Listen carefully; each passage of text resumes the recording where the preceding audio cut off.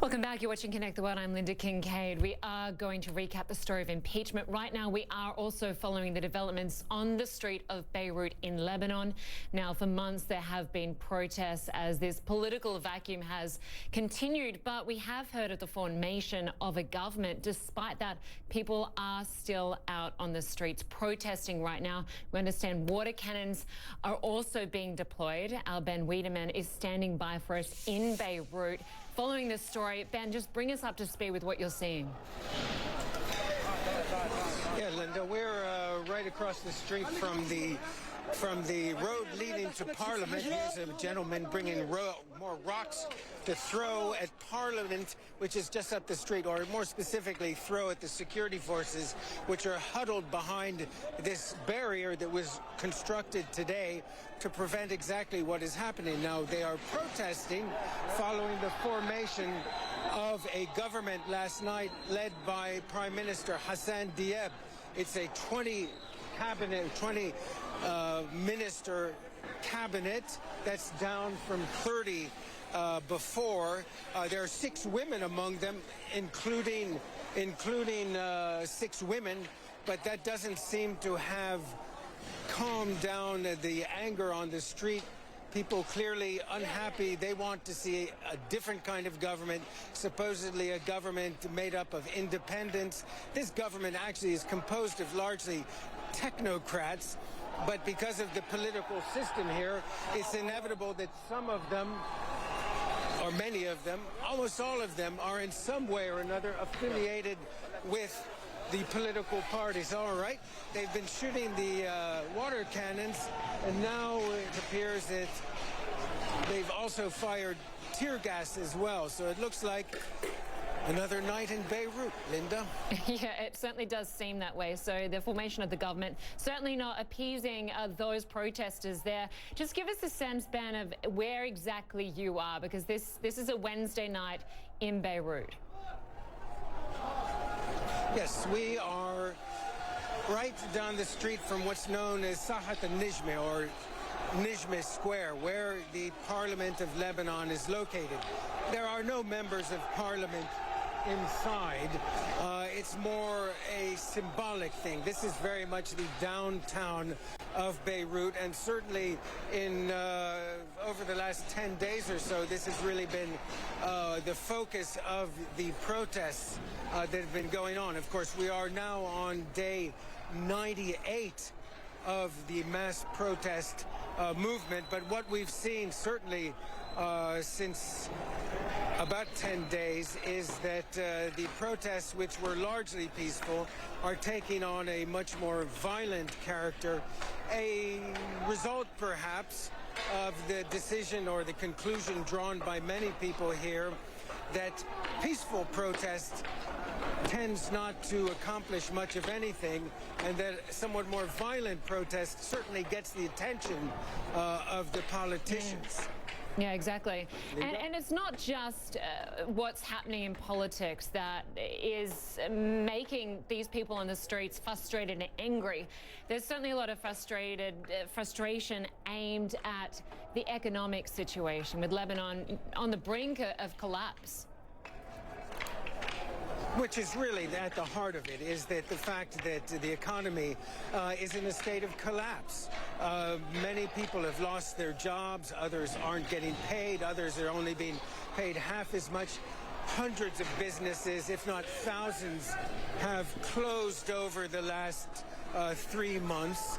The Lebanese lira, the local currency, has lost somewhere between 50 and 60% of its value against the U.S. dollar, depending on the exchange rate on any given day. And this is a country that imports almost everything, and therefore, in the absence of dollars, either imports can't be made or the goods that are imported become dramatically more expensive. I don't want to get wet here, Lynda, so yes.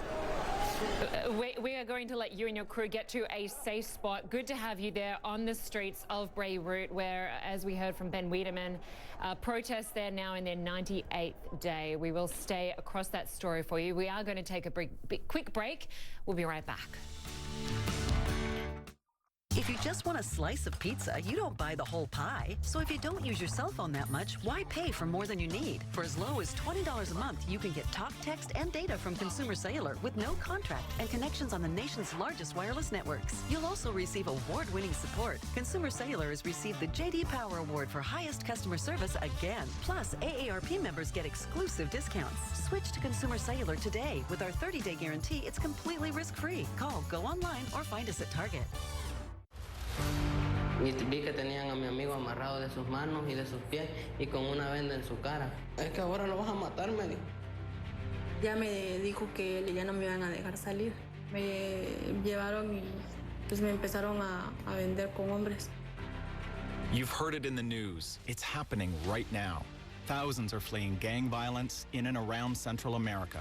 Millions more are leaving Venezuela to escape violence, insecurity, and threats. These refugee children desperately need your help today. With your gift to USA for UNHCR, you can help provide urgently needed food, clean water, and safety to children and families who are fleeing for their lives. Go to forcetoflee.org and donate just $19 a month right now. Help bring peace and safety to these innocent children today. Go online with your $19 monthly support now. Welcome back. Well, Saudi Arabia is lashing out at reports that the Saudi Crown Prince was behind a phone hack on Amazon founder and Washington Post owner Jeff Bezos. A source tells CNN that a forensic team traced the 2018 hack to Crown Prince bin Salman with medium to high probability. Now, the Saudi embassy in Washington is calling the reports linking the two absurd. Well, our Nina Dos Santos is following this story and joins us now live from Davos. Nina, if we are to believe this allegation, it seems that this hack started with a WhatsApp message from the Saudi Crown Prince to Jeff Bezos. Yeah, that's right. It seems as though the two of them met in Los Angeles in April 2018 and immediately exchanged phone numbers. And very soon afterwards, the Crown Prince, or at least a mobile phone belonging to him, linked to him, texted via WhatsApp Jeff Bezos, and they stayed in contact. And then some time afterwards, it appears as though Jeff Bezos, the founder and CEO of Amazon, one of the world's biggest digital companies, received an MP4 video file from the Crown Prince's mobile phone number. And according to this forensic report commissioned by Jeff Bezos, which appears to have been shared with special rapporteurs of the United Nations investigating Khashoggi's killing, that is when the hacking operation appears to have begun. According to, as you said in your introduction, this report that has medium to high confidence, this is when the moment happened, and that was the telephone that linked to it. After receiving this video, it appears as though Jeff Bezos' phone began sending an awful lot of information to Saudi Arabia, and a lot of the information was being scraped from it. Again, as I said, the UN has now commented on it. They have two special rapporteurs that have been conducting an investigation for many months into Khashoggi's killing, and they say that they demand an urgent investigation into the circumstances of Jeff Bezos' hacking. By the way, I should point out it is very, very similar, Lynda, to a story that we broke a year ago, which appeared to show that a Canadian dissident in contact with Jamal Khashoggi had been intercepted by very, very similar methods, and that could have opened the possibility that Jamal Khashoggi's messages could also have been intercepted. He was communicating with this Canadian dissident. He could have been communicating with Jeff Bezos as well. Remember, Jeff Bezos, the UN thinks, has been targeted specifically here because he was the owner of the Washington Post and therefore the de facto boss of one of the loudest critics of Saudi Arabia, the Washington Post columnist Jamal Khashoggi. Yeah, that is an interesting parallel to remind our viewers of. Nina Dos Santos for us in Davos. Good to have you with us on that story. Thanks so much. Well, it is a sad day for Monty Python fans around the world. The Monty Python co-founder and beloved comedian Terry Jones has passed away. Now, his agency says he was 77 years old. He was at his home in London on Tuesday with his wife by his side, and he died after, quote, a long, extremely brave, but always good-humoured battle with a rare form of dementia. Now, Jones co-starred and directed the Monty Python hits Life of Brian and Monty Python and the Holy Grail. He was renowned for his portrayals of housewives, cardinals, waiters, even a nude piano player. He was also a children's author and a scholar of medieval history. Well, I'm Lynda Kinkade. That was Connect the World. Thanks so much for joining us.